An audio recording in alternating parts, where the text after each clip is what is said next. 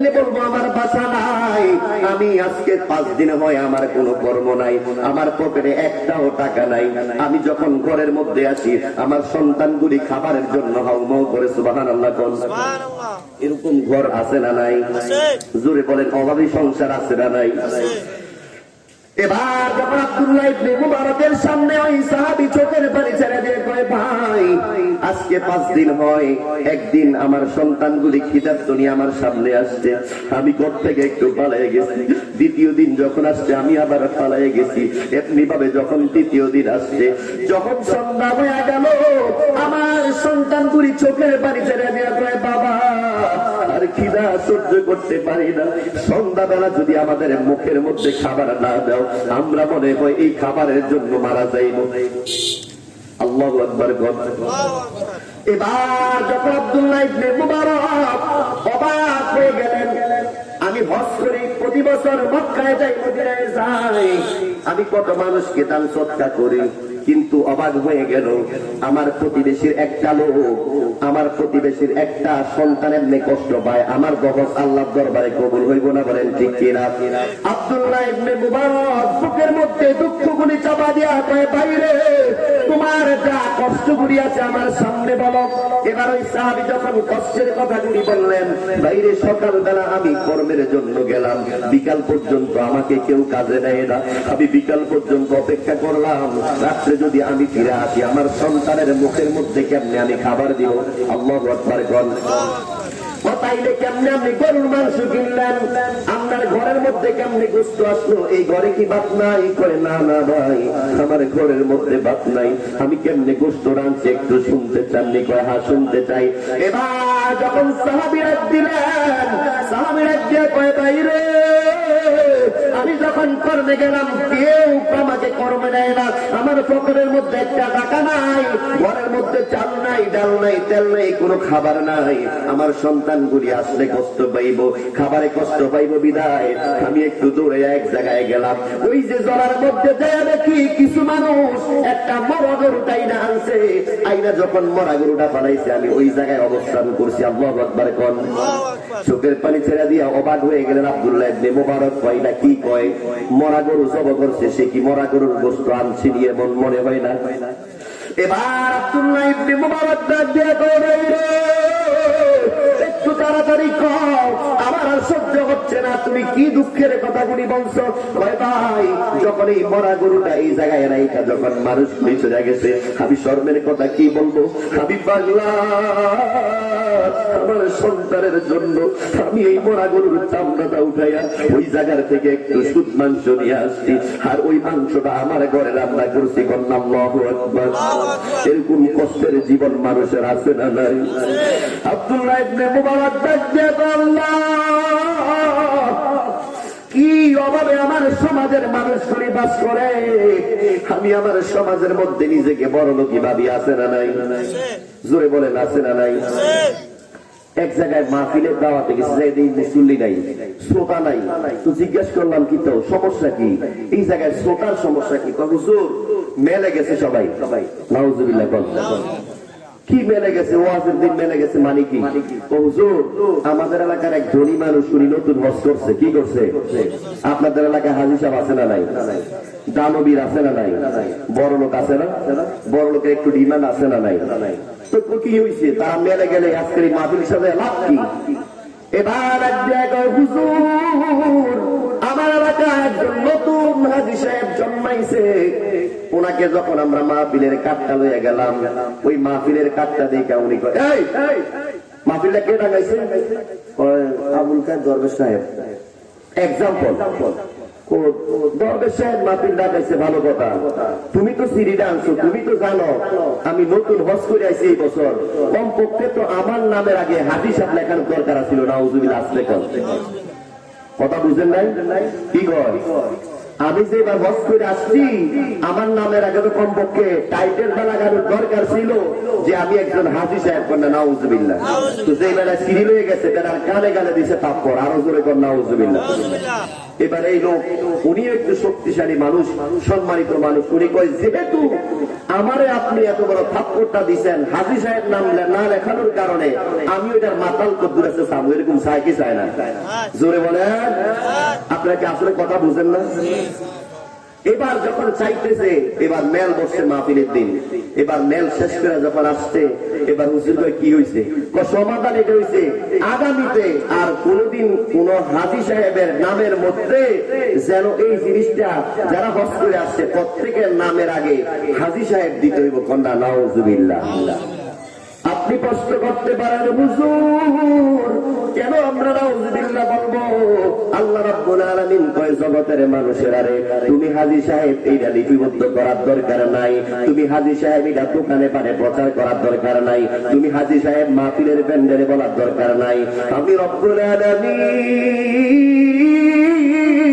যাকে কবুল করলাম তার নামটা হাজীদের কাতারে আমি আল্লাহ লিপিবদ্ধ করে রাখলাম, কন্যা সুবহানাল্লাহ। ওই যে কথাটুকু বলতেছিলাম, আব্দুল্লাহ ইবনে মুবারক, ওরে ভাই সাহাবীরা কি কথা বলতেছে, এত দুঃখের কথা আমি সহ্য করতে পারি না। এবার চোখের পানি ছেড়ে দিয়ে কয়, তাই দেখি তুমি মরা গরুর গোশত আনছো? কয় হা। কারণ আমি জানি আমার সন্তান করি যখন ঘরে আসবে, আমার কাছে বিনা বিনা যখন খাবারের কথা বলবে, আমি আব্দুল্লাহ এই যদি এই জায়গার মধ্যে খাবারটা না দিতে পারি, আমার সন্তানগুলি খিদার যাতনায় মারা যাবে, কন্যা আল্লাহু আকবার। এই জন্য আমি পাগলা ওই মরা গরুর থেকে কিছু বস্তু আনছি আমার সন্তানের জীবন বাঁচানোর জন্য। ওগো আব্দুল্লাহ ইবনে মুবারক, আপনি তো একজন আলেম, আলেমের সন্তানকে হারাম খাওয়ানো যাবে না। এই জন্য আমি যে গোশতটা আনছি এটা তো হারাম গোশত, কারণ মরা গরু খাওয়া যায় না, বলেন ঠিক কিনা? এই জন্য আমি মরা গরুর গোশতটা আপনার সন্তান চাইছে, কিন্তু আমি এই গোশতটা দেই নাই, কন্যা সুবহানাল্লাহ। কারণ আলেমের সন্তান কোনোদিন হারাম খাইতে পারে না, কন্যা ঠিক কিনা? তো আলেম হারাম খাইতো না, আপনারা খাইবেন? জোরে বলেন। কারো জন্যই কোন মুসলমান হারাম খাইতে পারে? এবার যখন আব্দুল্লাহ ইবনে মুবারক খোদাইরা কোনো কথা বলল না, দৌড়াইয়া দৌড়াইয়া আব্দুল্লাহ ইবনে মুবারক গেলেন, ঘরের মধ্যে গেলেন, যে বিবিকে ডাক দিলেন, বিবি গো, আমার এই যা অট্টালিকা আছে, আমি যে হজের টাকাগুলি জমা রাখছিলাম, এই টাকাগুলি নাও। বিবি অবাক হয়ে কয়, এত রাত্রে কেন? আপনি কি পাগল হয়ে গেলেন? এত রাত্রে হজের টাকা দিয়ে আপনি কি করবেন? ওই এবার আর আমি হজে যাইব না, আমাকে নিজে মনে হয় আমি বড় গুনাহগার, কন্যা সুবহানাল্লাহ। কয় কেন গো স্বামী, আপনি কেন গুনাহগার? কয় আল্লাহ রাব্বুল আলামিন ডাক দিয়া জানায়, ও জগতের মানুষেরা রে, তুমি যদি বড় দানবীর হও, আগে তুমি তোমার সমাজের মানুষগুলির খোঁজ খবর নাও, বলেন ঠিক কিনা? তুমি যদি আলেম হও, তোমাদের সমাজের মানুষগুলির এরাইকা নামাজে আনো, বলেন ঠিক কিনা? তুমি যদি একজন বড় ধনী মানুষ হও, তুমি তোমার সমাজের মানুষদেরকে এটাইকা ডাইকা তুমি দান সদকা করো, ওই মানুষগুলি আমি আল্লাহর কাছে পছন্দনীয়, কন্যা সুবহানাল্লাহ। আব্দুল্লাহ ইবনে মুবারক ডাক দিয়া কয়, স্ত্রী গো, এইবার আমি হজে যাইতে চাই না।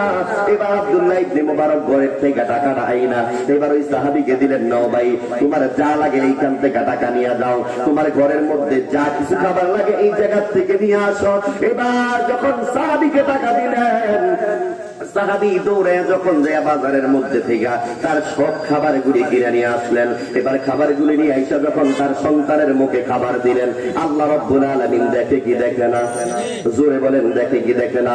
আল্লাহ রাব্বুল আলামিন আব্দুল্লাহ ইবনে মুবারক, তুমি আমার বান্দার প্রতি দয়া করলা, আমি রব্বুল আলামিন তোমার প্রতি দয়াশীল হইলাম, কন্যা সুবহানাল্লাহ। আরো জোরে বল সুবহানাল্লাহ। এবার যখন আব্দুল্লাহ ইবনে মুবারক দান করা আরম্ভ করলেন, সমাজের প্রত্যেকটা মানুষকে দান করা আরম্ভ করলেন, দান করতেছেন। হজের সময় হয়ে গেল, হজ করতে যাইবেন, সামনে রোজার মাসের পরে হজ আসতেছি কিনা। এবার যখন আব্দুল্লাহ ইবনে মুবারক দান করলেন, সদকা করলেন, সমাজের মানুষগুলি তদারিকা নিলেন, মাহফিলে সহযোগিতা করলেন, মসজিদ মাদ্রাসায় দান সদকা করলেন, এলাকার গরিবের ঘরে হাইটা হাইটা খাবার দিলেন, পোশাক দিলেন।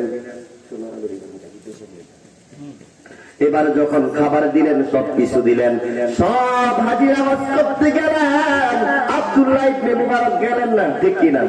আমার হজ করার দরকার নাই, আমার প্রতিবেশী না খেয়ে থাকবে, আমার প্রতিবেশী কষ্ট পাবে, এই মুহূর্তে আমি আব্দুল্লাহ ইবনে মুবারক আমার নবীর রওজায় যাব না, আল্লাহর ঘরে তাওয়াফ করতে যাব না।